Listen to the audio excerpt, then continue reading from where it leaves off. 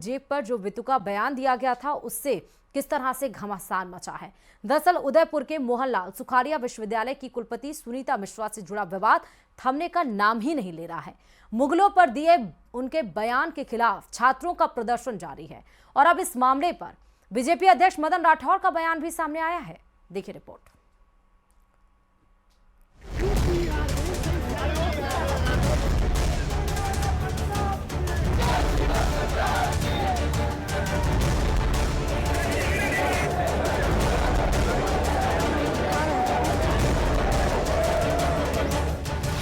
मुगलों पर वीसी का ज्ञान, कब थमेगा घमासान। कुलपति निवास का घेराव, प्रदर्शन जोरदार। एनएसयूआई की भूख हड़ताल, पुलिस से टकराव।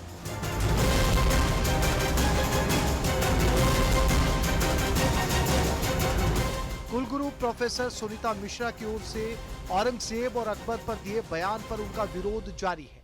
भले ही सरकार के मंत्रियों ने उनकी माफी स्वीकार कर ली हो, लेकिन छात्रों का प्रदर्शन लगातार जारी है।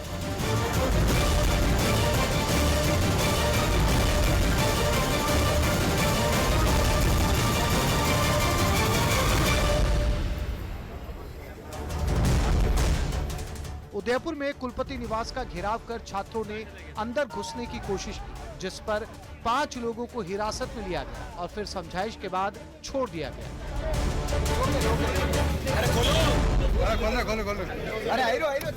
वहीं एनएसयूआई कार्यकर्ता भूख हड़ताल पर बैठने के चलते तबीयत बिगड़ गई। छात्र सुनीता मिश्रा को पद से हटाने की मांग पर अड़े।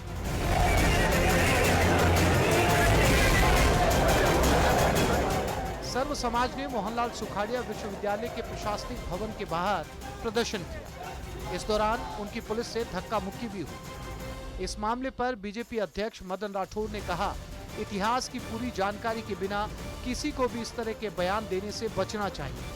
माफी स्वीकार करना देश और प्रदेश की जनता के हाथ में।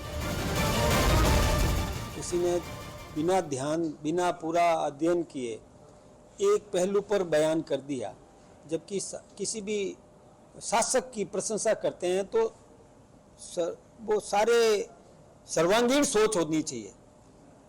केवल एक बिंदु पर विचार करके कह देना, मैं सोचता हूं कि अच्छा नहीं है। बीजेपी अध्यक्ष ने ये साफ कर दिया है कि इस मामले पर पार्टी समीक्षा कर जानकारी लेगी। जांच कमेटी की रिपोर्ट के आधार पर ही कोई निर्णय लिया जाएगा। Bureau report, news 18 Rajasthan.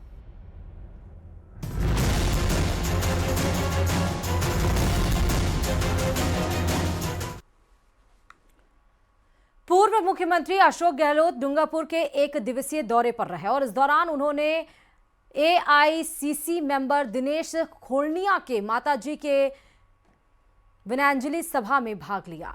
वहीं मीडिया से रूबरू होते हुए अंतर्राष्ट्रीय संबंधों सहित कई मुद्दों पर केंद्र और प्रदेश की बीजेपी सरकार पर निशाना साधा। उन्होंने कहा कि सरकार के डबल इंजन का नारा फेल हो गया है।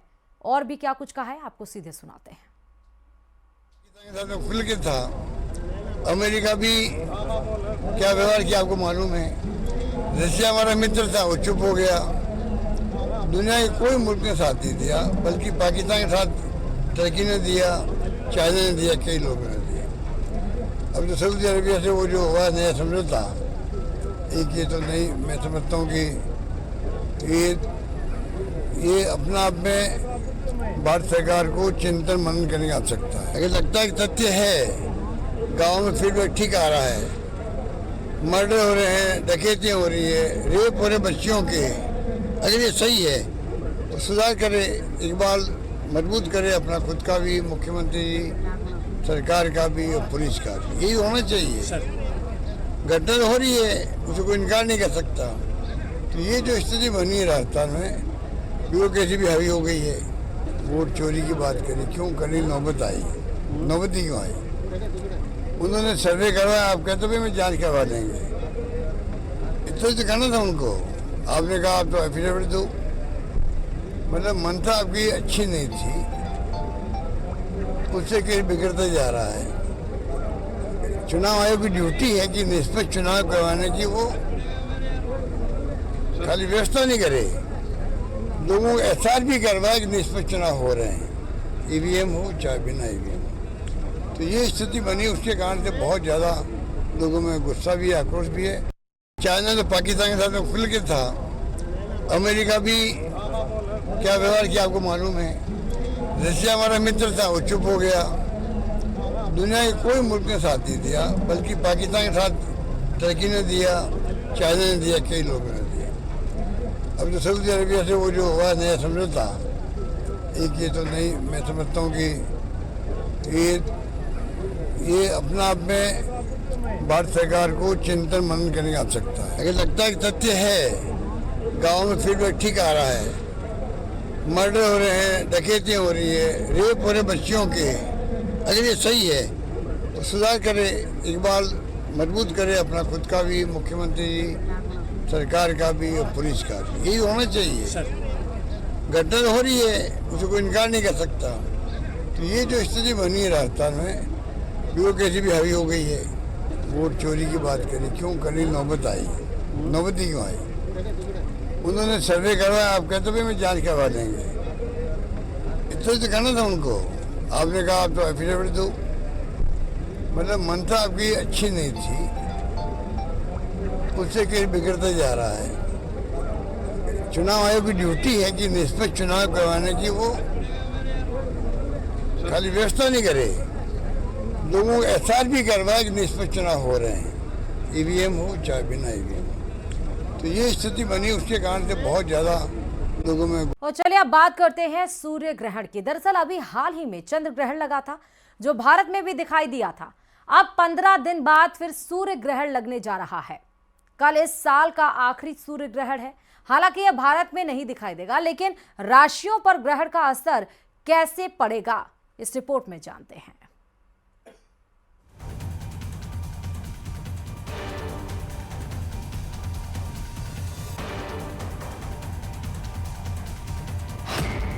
इक्कीस सितंबर को लगेगा साल का आखिरी सूर्य ग्रहण।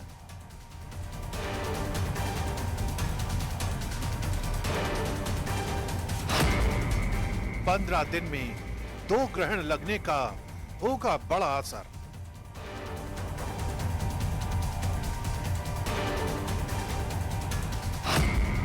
देश और दुनिया पर पड़ सकते हैं ग्रहण के दुष्प्रभाव।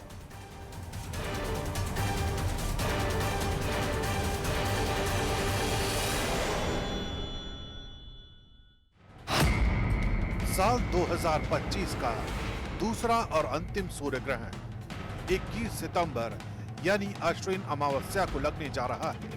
7 सितंबर को हुए चंद्र ग्रहण के 15 दिनों के अंदर ही सूर्य ग्रहण के आ जाने को सिर्फ विज्ञान ही नहीं बल्कि धार्मिक और ज्योतिषीय दृष्टि से भी बेहद अहम माना जा रहा है। ज्योतिष शास्त्रियों के मुताबिक देश और दुनिया पर इस सूर्य ग्रहण का बड़ा असर देखने को मिल सकता है। साल 2025 का दूसरा और अंतिम सूर्य ग्रहण 21 सितंबर को रात को लगेगा। भारतीय समय अनुसार ये ग्रहण रात 11 बजे शुरू होगा और 22 सितंबर की सुबह 3:24 पर खत्म होगा। यानी कुल 4 घंटे 24 मिनट तक ये दुर्लभ खगोलीय घटना चलेगी। हालांकि भारत से ये ग्रहण दिखाई नहीं देगा, इसलिए धार्मिक दृष्टि से यहाँ इसका सूतक काल भी मान्य नहीं होगा। लेकिन न्यूजीलैंड, ऑस्ट्रेलिया, इंडोनेशिया और दक्षिण प्रशांत महासागर के कुछ हिस्सों में ये साफ दिखाई देगा। ज्योतिष शास्त्र के मुताबिक ये ग्रहण कन्या राशि और उत्तरा फाल्गुनी नक्षत्र में लगेगा। इस दौरान सूर्य के साथ बुध और चंद्रमा भी कन्या राशि में रहेंगे। यही वजह है कि ग्रहण के दौरान बुधादित्य योग का निर्माण होगा। ग्रहों की यह स्थिति कई राशियों के लिए शुभ तो कुछ के लिए चुनौतीपूर्ण मानी जा रही है। वृषभ, मकर और कुंभ राशि वालों के लिए ग्रहण लाभकारी साबित हो सकता है। आर्थिक फायदा, सामाजिक रिश्तों में मजबूती और अचानक धन लाभ की संभावना बढ़ेगी। वहीं मिथुन, कन्या और धनु राशि वालों को इस समय सतर्क रहना होगा। रिश्तों में तनाव, सेहत संबंधी दिक्कतें और कामकाज में चुनौतियां बढ़ सकती हैं। धार्मिक मान्यताओं के अनुसार ग्रहण के दौरान कुछ सावधानियां बरतना जरूरी है। मंत्र जाप करना, गंगा जल का छिड़काव, दान पुण्य और स्नान दोषों से मुक्ति दिलाते हैं। वहीं इस समय सोना, भोजन करना और नए काम शुरू करना अशुभ माना जाता है। देश और दुनिया पर पड़ेगा सूर्य ग्रहण का बड़ा असर। खगोल और ज्योतिष विशेषज्ञ मानते हैं कि ये ग्रहण भारत की राजनीति और विश्व पर गहरा असर डाल सकता है। 2 सप्ताह पहले 7 सितंबर को चंद्र ग्रहण भी लग चुका है और लगातार 2 ग्रहणों का संयोग अक्सर बड़े बदलावों का संकेत देता है। ज्योतिषाचार्यों के मुताबिक इस ग्रहण के प्रभाव से राजनीतिक अस्थिरता, प्राकृतिक आपदाएं और सीमा पर तनाव की स्थिति बन सकती है। 21 सितंबर का सूर्य ग्रहण एक तरफ जहां वैज्ञानिकों और खगोलविदों के लिए केस स्टडी माना जा रहा है, तो वहीं दूसरी तरफ आस्था और ज्योतिष की नजर से इसे बड़े बदलावों का संकेत माना जा रहा है।